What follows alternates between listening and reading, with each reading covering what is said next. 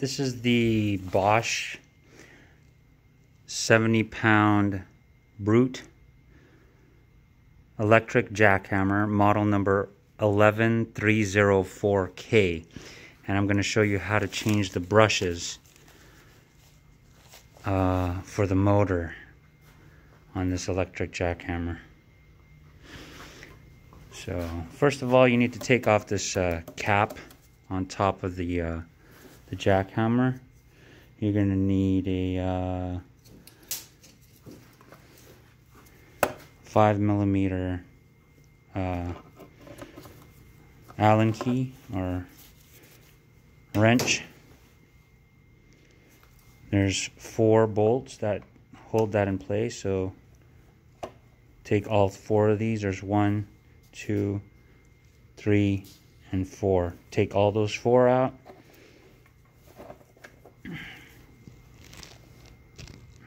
Once you take out all 4 of these screws on the cap, you should be able to remove this cap. Set that aside. Alright, now we want to get to the motor brushes, which are right here on this side of the jackhammer. It's on the same side as the handle that has the switch on it. So if you look at this side, there's no switch on this side. This side has the switch.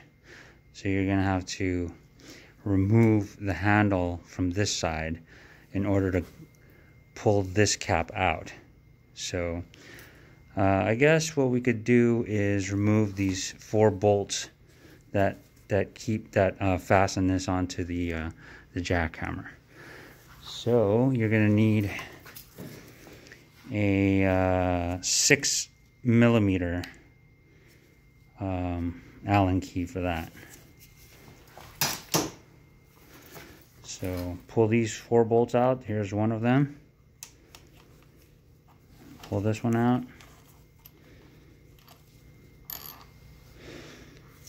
And remember, that's a 6mm. There's another one right here. There's another one right there, and another one right there. So now you should be able to pull this out, but first you need to remove this handle in order to gain access to this. So now you need to remove this handle.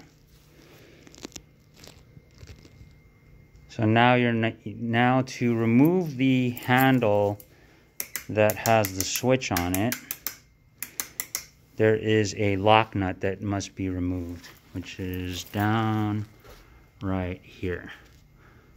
So take some adjustable, take an adjustable wrench and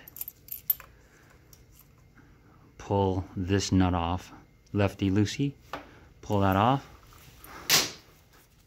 Once you get that nut off,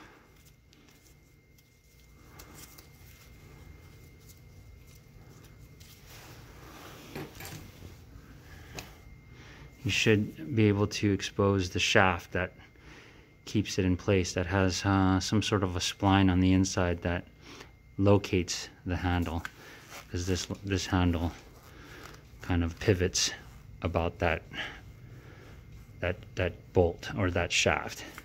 So all you have to do once you pull that nut out, you just have to wiggle it until it pulls off. Boom. So now this handle will pull off, and you can move this out of the way.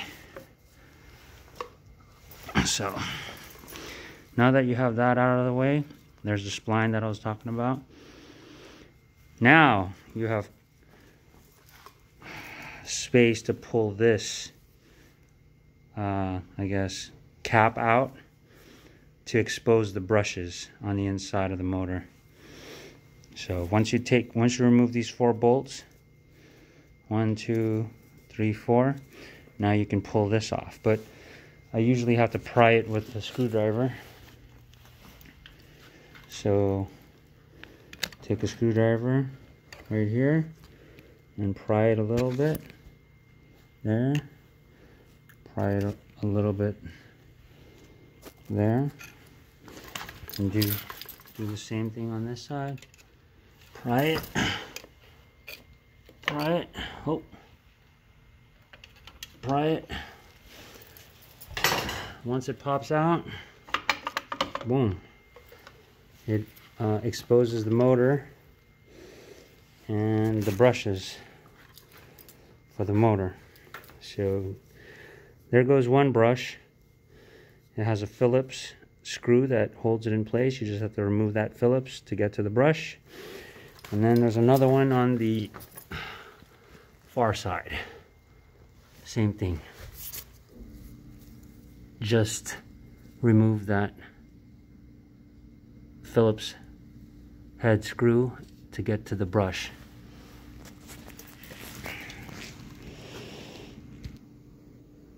So once you remove this Phillips head screw, loosen it up, you should be able to pop this off. Once you pop that off, you should be able to get to the brush, which is right there. And so now you gotta remove this brush. What I usually do is I take a small screwdriver and I will pry this open just a little bit.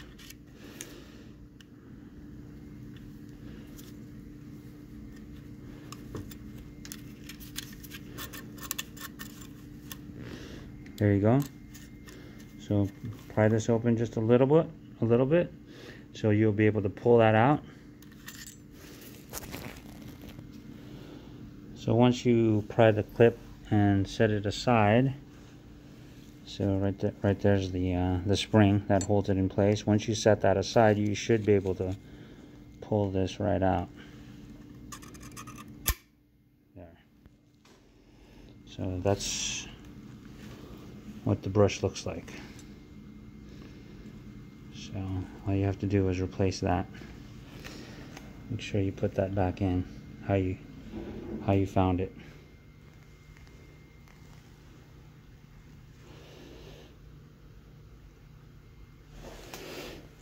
That's pretty much it. You got in order to put this in, you're gonna have to go in there and pull on that on that spring. So again, go in there, pull on that spring.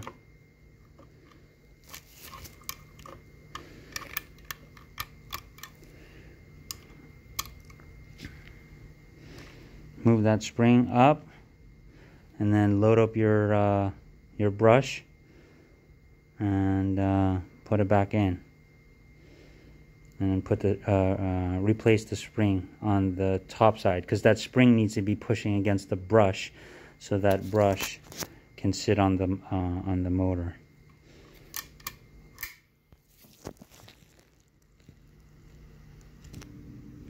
Once you replace the new brush and put that new brush in there, then you can take the spring and adjust it so that it is centered on top of the brush. So now you got that spring sitting centered on that brush, pushing it down onto the motor, or the, I forgot what you call that, the rotor, and that'll hold the brush against the rotor. That's it. Then you should, all you have to do is take this mount and put it back in place. Take the screw with this contact and wire connected to it, because this wire needs to be connected to it, and reattach it. So reattach this to that hole.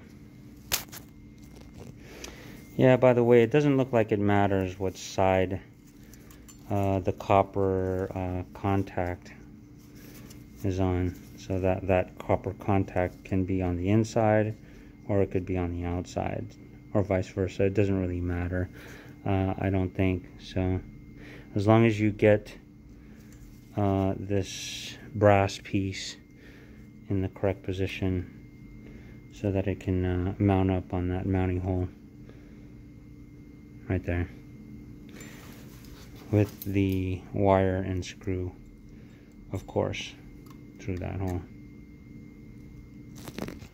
So that's what it should look like after you remount everything. Once you fasten down that screw, hold that wire into place, you fasten this brass, like it looks like some kind of like a shield or a cover. And if you look closely, the brush is on the inside of this sleeve right here, touching the rotor down there. That's it. And that spring, that coil spring is pushing down on it to make sure that it's always contacting the motor down there. So you got to do the same thing on the far side, because there are two brushes on this motor. So do the same thing on the far side. There's the brush on the inside of that sleeve right there, and there's the copper wire or contact that it doesn't really matter if it's on the outside or on the inside over there. So once you replace both brushes, then put everything back into place. Now it looks like all you have to do is turn it on its side so that you can easily push this piece back into place. So what you should do is push it up on its side, so it's sideways here, so you can line this up properly. There is a shield on this side that you should line up properly. Looks like this shield covers this area, so it's this thing. It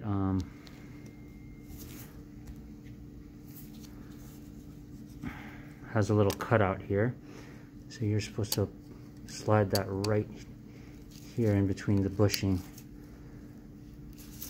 just like that, so that the wire can come out through that slot right there. Yep, that's it. Once you line that up, that's what it looks like on the side. It's sitting in between this brass surface and the bushing.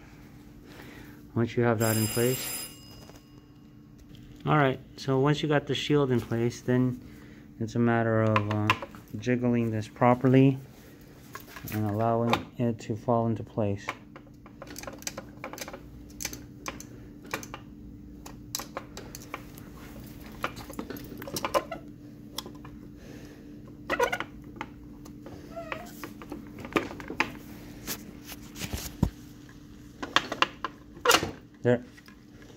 There you go. Once it falls into place, make sure that it sits properly. This one looks pretty good. You should be able to put the 4 screws back in place. 1, 2, 3, and 4.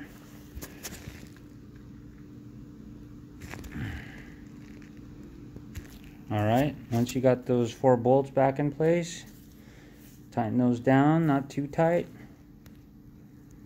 but tight enough, and then you reposition the handle with the switch. Now there's some splines on here that you have to line up properly, so make sure that it's in the right place. So put that in here, boom, and just make sure that all of this is lined up properly. This handle is even with the other handle on the other side. You could just visually check it to make sure. That's it. And then put your nut back in place to hold it together. That's in the lock nut. Put that in place. Tighten that down with an adjustable wrench. So, like that. And doesn't have to be too tight.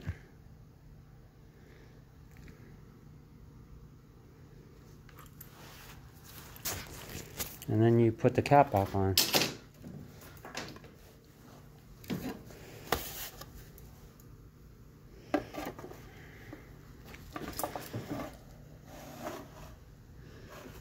Just like that.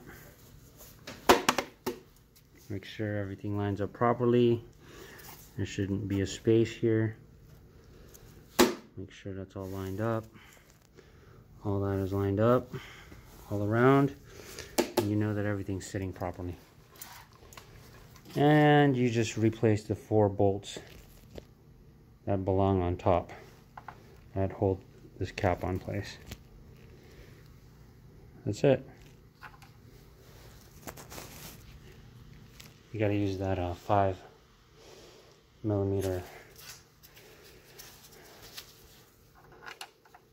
Allen wrench, just like that. Then you want to plug it in and test it if it works. Yep. Looks like it works. That's it.